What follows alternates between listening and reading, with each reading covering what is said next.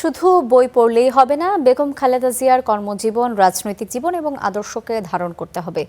মঙ্গলবার বিকেলে বাংলা একাডেমিতে বেগম খালেদা জিয়াকে নিয়ে লেখা মহাজীবনের উপাখ্যান বইয়ের মোড়ক উন্মোচন অনুষ্ঠানে একথা বলেছেন পররাষ্ট্র প্রতিমন্ত্রী শামা ওবায়দ।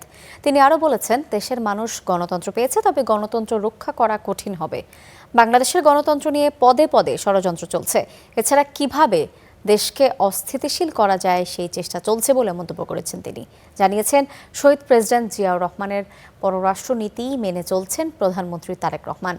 আর বাংলাদেশের স্বার্থকে সমন্বিত রেখে সকল দেশের সঙ্গে সম্পর্ক এগিয়ে নিতে চায় বর্তমান সরকার।